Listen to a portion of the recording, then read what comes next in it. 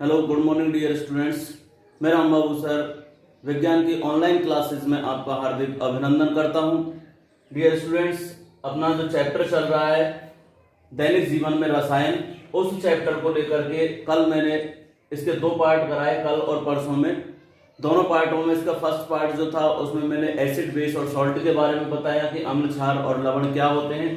उनके बाद में इसका जो सेकंड पार्ट था, उस पार्ट में इनकी अम्ल, क्षार की परिभाषाएं, उन परिभाषाओं में विभिन्न वैज्ञानिकों के मत के अनुसार ये परिभाषाएं दी गई कि अम्ल क्या होता है और क्षार क्या होता है। डियर स्टूडेंट, इसमें अम्ल और क्षार की परिभाषाओं में सबसे पहले जो परिभाषाएं दी उनमें आर्रेनियस का सिद्धांत, यानी कि वैज्ञानिक आर्रेनियस ने 1887 यानी कि 1887 में अम्ल और क्षार की परिभाषा को व्यक्त किया और उन्होंने हाइड्रोजन और हाइड्रोक्सिल यानी कि H+ और OH- आयनों के आधार पर परिभाषित करके बताया कि वे पदार्थ जो जलीय विलयन में H+ आयन देते हैं अपघटित होकर के, वो अम्ल कहलाते हैं, और वे पदार्थ जो अपघटित होकर के जलीय विलयन के अंतर्गत OH- व्यक्त करते हैं वो क्षार कहलाते हैं। इनके बाद में जो अगली जो अवधारणा आती है परिभाषाओं में अम्ल क्षार की, वो आती है ब्रांस्टेड-लोरी की संकल्पना। ब्रांस्टेड अम्ल क्षार की ब्रांस्टेड-लोरी संकल्पना, ये दोनों वैज्ञानिक अलग अलग थे,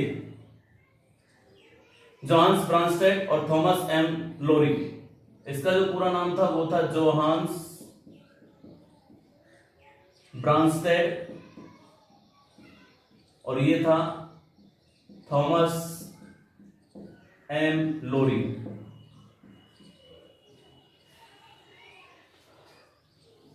इन वैज्ञानिकों ने दोनों ने जो अम्ल और क्षार को व्यक्त किया वो प्रोटॉन के आधार पर व्यक्त किया। इन्होंने बताया कि ऐसे पदार्थ जो अम्ल के अंतर्गत अम्ल कहलाते हैं जो प्रोटॉन का त्याग करते हैं, अर्थात अम्ल जो होते हैं वो प्रोटॉन के कैसे होते हैं, दाता होते हैं, और क्षार होते हैं प्रोटॉन ग्राही।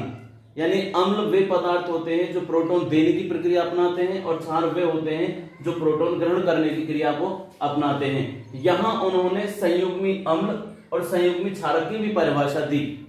उन्होंने यहां पर जैसे HA, ये H एक प्रोटॉन मान लिया जाता है, यहां से HA, यहां इसका जो शेष रहा वो ये A रह गया माना, तो इसने यहां से अपना H परमाणु यहां से क्या किया है, दे दिया है, त्याग कर दिया है, तो ये क्या हो गया, अम्ल हो गया।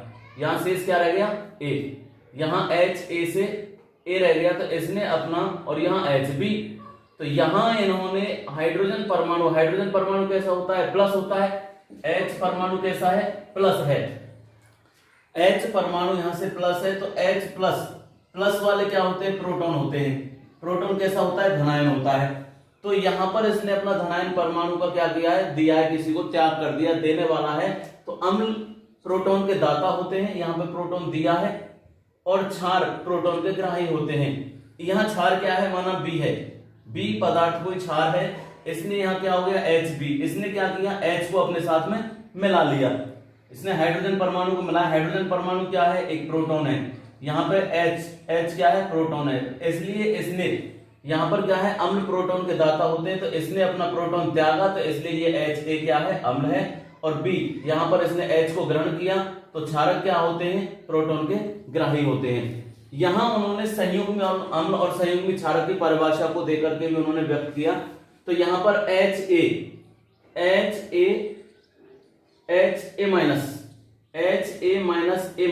यानी कि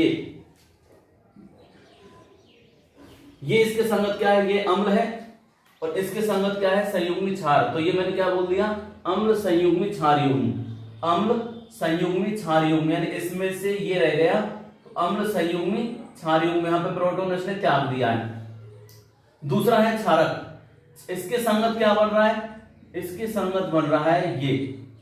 अब जब ये इसके संगत बन रहा है तो ये क्षारक जो है क्या बना रहा है, संयुग्मी अम्ल बना रहा है, तो B के संगत क्या हो गया, HB+, तो ये क्या हो गया, क्षार संयुग्मी अम्ल युग्म, क्षार संयुग्मी अम्ल युग्म, यानी कि युग्म का मतलब होता है जोड़ा।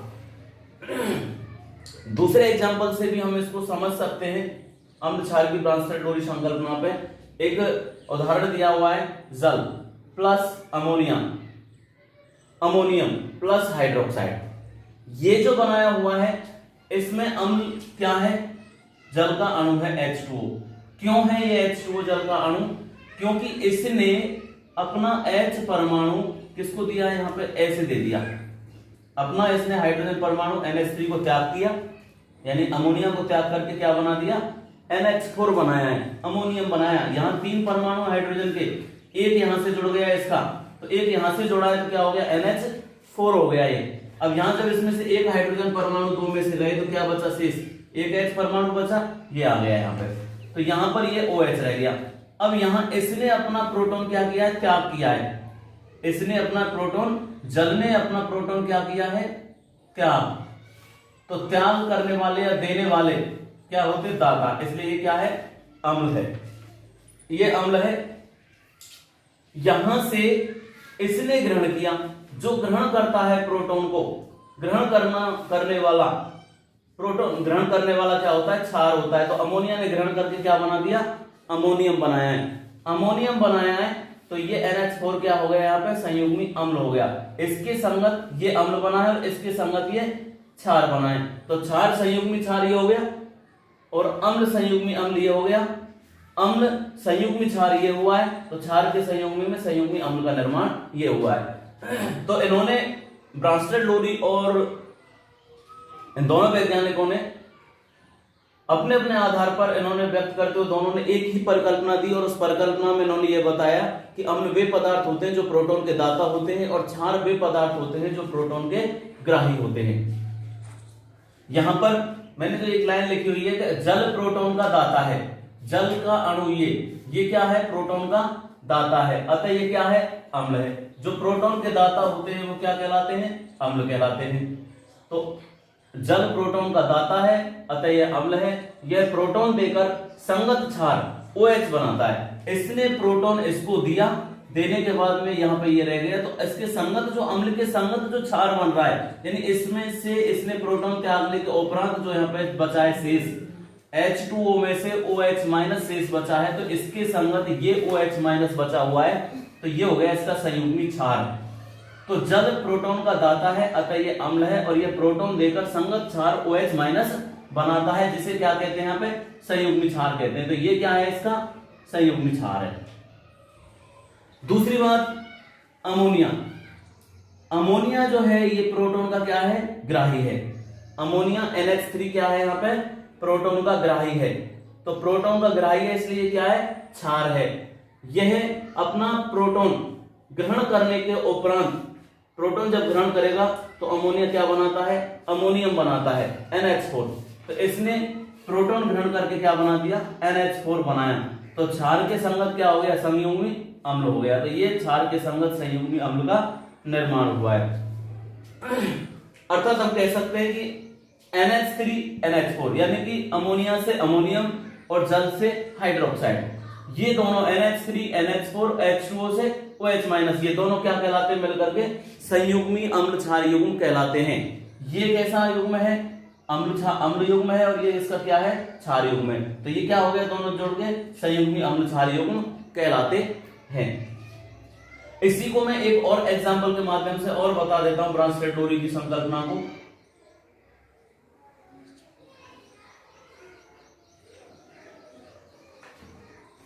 एक और एग्जांपल देखें हम, HCl hydrochloric plus H2O Cl plus H3O, ये एग्जांपल मैंने लिखा। अब इस एग्जांपल में से हम देखते क्या है, इन दोनों की यदि कंडीशन देखी जाए तो ये क्या है, अम्ल है।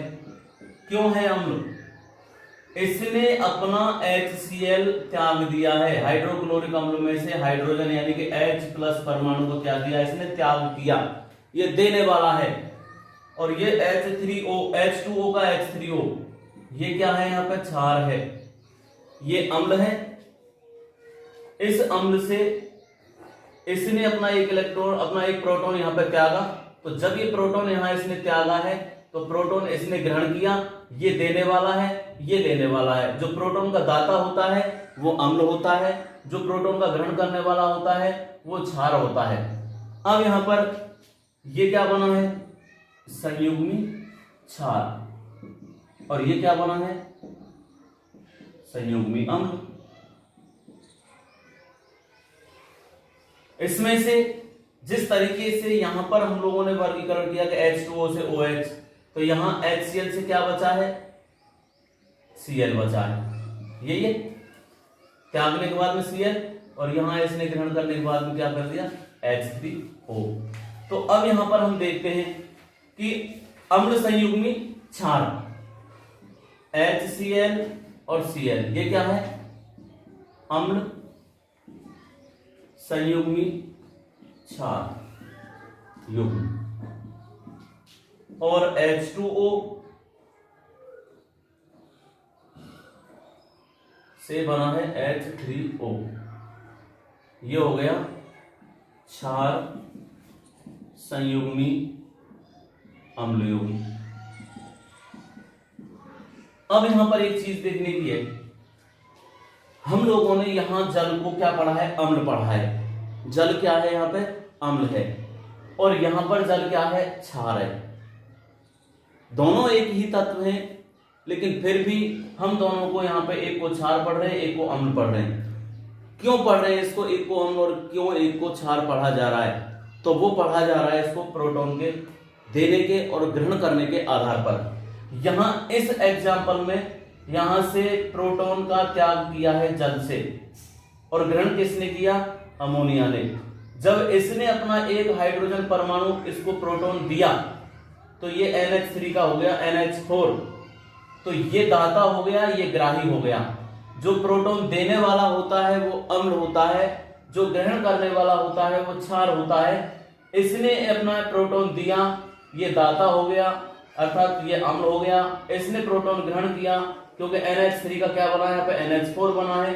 NH4 जब बना हुआ है तो ये ग्रहण करने वाला क्या हो गया, इसके संगत संयुग्मी अम्ल बनाने वाला है, लेकिन यहाँ ये क्या है, क्षार है। मैं फिर एक बार बता रहा हूं इसको दोबारा से। H2O यानी कि जल को अम्ल क्यों कहा जा रहा है, क्योंकि जल का एक हाइड्रोजन परमाणु यहां इसको दिया NH3 को, NH3 प्लस एक हाइड्रोजन परमाणु, तो H के कितने हो गए, NH4 हो गए, ये हो गए NH4। तो यहां इसने दिया, अब इसमें से एक कम रह गया, H2O माइनस एक H, तो क्या बचेगा यहाँ पे OH। तो यहां जो कंडीशंस बची हुई हैं उनमें हम यही देखते हैं कि जल के अणु से हाइड्रोजन परमाणु का त्याग यहां किया गया, और ये हाइड्रोजन परमाणु यहां पर आया।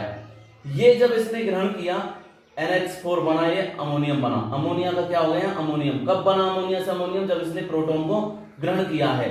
तो ये ग्रहण करने वाला अमोनिया, ये ग्रहण जिसने किया है वो हो गया क्षार, जिसने दिया है दाता है वो है अम्ल। तो ये अम्ल है, यहाँ पे ये देने वाला है, ये ग्रहण करने वाला है, और देने के बाद में अम्ल ने अपने संगत क्या बना दिया, अम्ल संयुग्मी क्षार बना दिया। अम्ल ने अपने संगत क्या बनाया है, अम्ल संयुग्मी क्षार। यहां से जैसे इसमें भी अम्ल संयुग्मी अम्ल संयुग्मी क्षार। तो यहां जब हम देखते हैं तो इसमें से क्या बचा, शेष ये बचा OH, यहां पर इसमें से क्या बचा है, शेष ये बचा। तो अम्ल के संगत क्या हो गए, संयुग्मी क्षार, और क्षार के संगत क्या हो गए, संयुग्मी अम्ल हो गया। इसी में NH4 और OH। अब बात आती है प्रोटॉन देने और लेने के बाद में संयुग्मी अम्ल और संयुग्मी क्षारों की। तो हमेशा अम्ल अपना प्रोटॉन देकर के अपने संगत संयुग्मी क्षार बनाते हैं। हमेशा अम्ल प्रोटॉन देकर अपने संगत संयुग्मी क्षार का निर्माण करते हैं, और क्षार अपने संगत संयुग्मी अम्ल का निर्माण करते हैं। ये थी ब्रांस्टेड-लोरी की संकल्पना। मैं फिर एक बार रिपीट करके इसको दोबारा से बता देता हूं। ब्रांस्टेड-लोरी दोनों वैज्ञानिक अलग अलग देशों से थे, अलग अलग थे। इन दोनों ने अम्ल और क्षार को परिभाषित किया। परिभाषित करने में इन्होंने बताया निष्कर्ष के रूप में कि अम्ल वे पदार्थ होते हैं जो प्रोटॉन के दाता होते हैं, क्षार वे पदार्थ होते हैं जो प्रोटॉन के ग्राही होते हैं। अम्ल और क्षार के प्रोटॉन दाता और ग्राही होने के बाद में अम्ल के संगत संयुग्मी क्षार का निर्माण होता है, और क्षार के संगत संयुग्मी अम्ल का निर्माण होता है। इनमें अम्ल और क्षार के संगत संयुग्मी अम्ल और क्षार की जो परिभाषाएं दी गई हैं, तो यहां पर H2O जिसने यहां पर जल ने अपना एक प्रोटॉन त्यागा, प्रोटॉन त्यागने के उपरांत इसको एक प्रोटॉन दे दिया NH3 को, तो ये प्रोटॉन देने वाला क्या हो गया, अम्ल हो गया, और ग्रहण करने वाला यहाँ हो गया क्षार। इसके संगत जब ग्रहण किया तो अमोनिया का हो गया अमोनियम, NH3 का बन गया NH4, और H2O से एक हाइड्रोजन परमाणु का त्याग हुआ तो अम्ल से यहाँ पे हो गया संयुग्मी क्षार। बात आती है दोनों में, हाइड्रोजन जल परमाणु को यहाँ हम अम्ल बोल रहे हैं और वही जल को यहाँ पे क्षार कहा जा रहा है। तो किसके आधार पर कहा जा रहा है इनको, कि यहाँ हम इसको अम्ल बोल रहे हैं, जल को एक स्थान पर अम्ल कहा जा रहा है और दूसरे स्थान पर जल को क्षार कहा जा रहा है। तो ये कहा जा रहा है दोनों वैज्ञानिकों के अनुसार प्रोटॉन के आधार पर, प्रोटॉन के आधार पर जल का जहां अणु में प्रोटॉन का त्याग हुआ वो अम्ल होगा, जिसने ग्रहण किया वो क्षार होगा। यहां इसने प्रोटॉन दिया, जल के अणु ने अमोनिया को प्रोटॉन दिया, इसलिए ये तो हो गया अम्ल, और यहां जल के अणु ने H2O ने यहां पे क्या किया है, एक हाइड्रोजन परमाणु प्रोटॉन यहां पे अपना ग्रहण किया है, तो ये जल का अणु कैसा हो गया, ग्रहण करने वाला यहां पे क्षार हो गया। इनके बाद में ये दो परिभाषाएं हो चुकी हैं हमारी, क्लियर हैं। इन दोनों परिभाषाओं के बाद में अम्ल क्षार की एक और परिभाषा आती है और वो है अम्ल क्षार की लुईस संकल्पना। लुईस संकल्पना के आधार पर भी उन्होंने, इलेक्ट्रॉन के आधार पर लुईस ने अम्ल और क्षार को परिभाषित किया, और इलेक्ट्रॉन के आधार पर भी हम देख लेते हैं लुईस की संकल्पना। तीसरी है लुईस संकल्पना।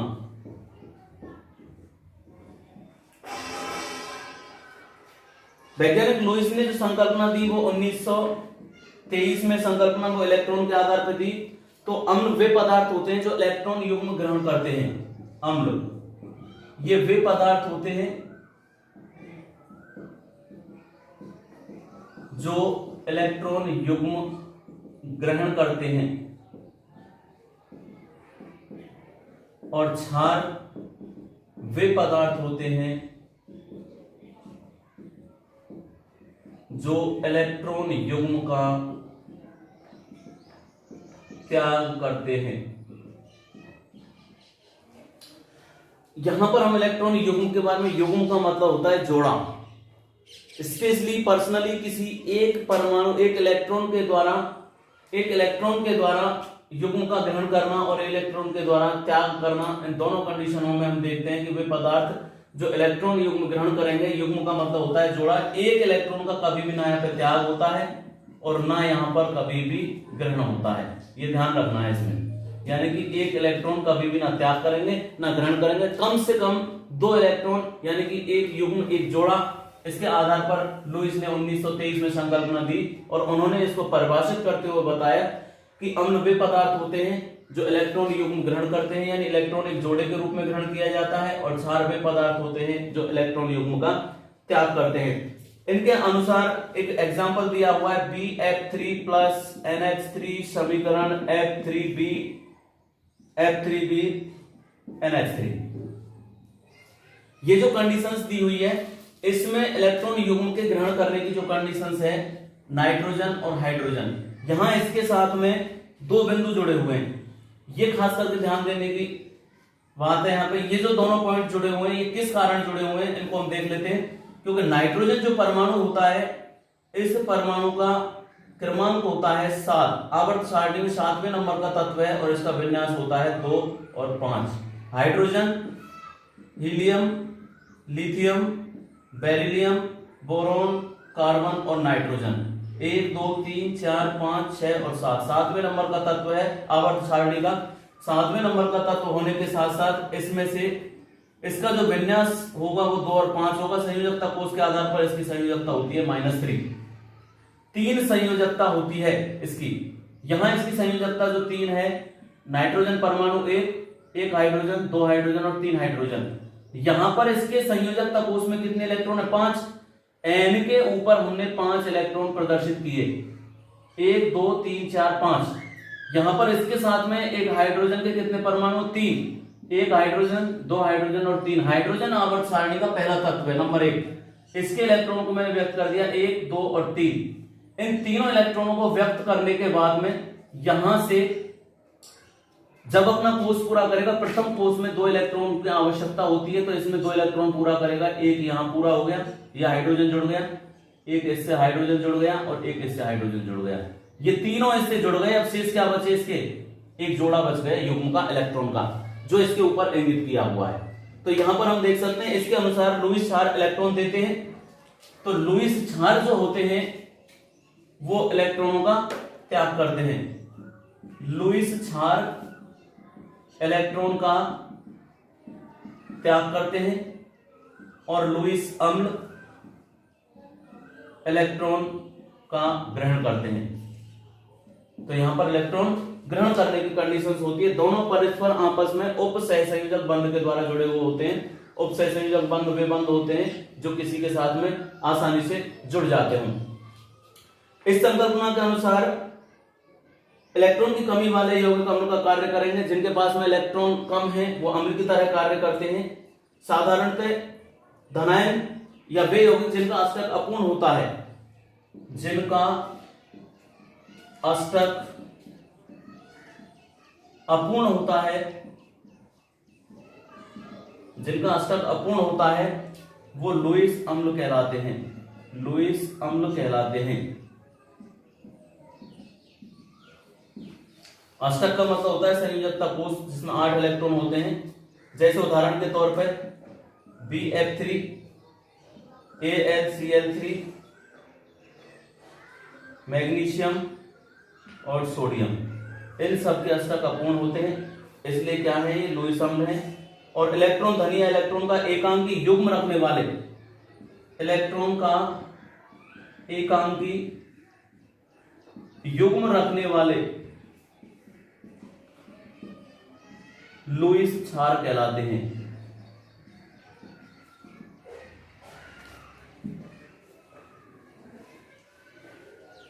एकांकी युग्म का मतलब होता है एक जोड़ा रखने वाले कम से कम वो सभी क्षार होंगे। जैसे H2O, NH3,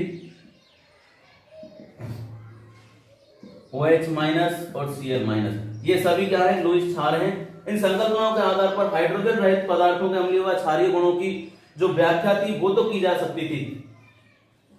ये जो बताया हुआ है ये लुईस संकल्पना है। डियर स्टूडेंट्स, मैं फिर तीनों वैज्ञानिकों की संकल्पनाओं को एक बार फिर मैं बताने जा रहा हूं। तीनों का जो निष्कर्ष परिभाषा इन्होंने दी, उन परिभाषाओं में पहली थी आरएनएस के आधार पर, जिसमें उन्होंने बताया कि वे पदार्थ जो जलीय विलयन में अपघटित होकर हाइड्रोजन आयन छोड़ते हैं वो अम्ल कहलाते हैं, और वे पदार्थ जो जलीय विलयन में अपघटित होकर OH- छोड़ते हैं वो क्षार कहलाते हैं। वो तो थी आरएनएस के आधार पर। दूसरी परिकल्पना थी ब्रांस्टेड लोरी के आधार पर। ब्रांस्टेड लोरी के आधार पर जो परिभाषा थी, वे पदार्थ जो प्रोटॉन दाता होते हैं वो अम्ल कहलाते हैं और जो प्रोटॉन के ग्राही होते हैं वो क्षार कहलाते हैं। और तीसरी परिभाषा है लुईस की संकल्पना के आधार पर, अम्ल वे पदार्थ होते हैं जो इलेक्ट्रॉन युग्म ग्रहण करते हैं वो अम्ल कहलाते हैं, और क्षार वे पदार्थ होते हैं जो इलेक्ट्रॉन युग्म का त्याग करते हैं। ये स्टूडेंट, इसके बाद में जो अपना अगला जो टॉपिक में शुरू कराऊंगा वो होगा अम्ल क्षारों के इनके सामान्य गुण। इनके बारे में हम लोग कल अध्ययन करेंगे। आशा करता हूं इन तीनों वैज्ञानिकों के आधार पर दी हुई जो परिभाषा है जो मैंने समझाई वो आपकी समझ में आ गई होंगी। घर पर रहें, सुरक्षित रहें और घर पर बैठ करके इनका अध्ययन करें। धन्यवाद।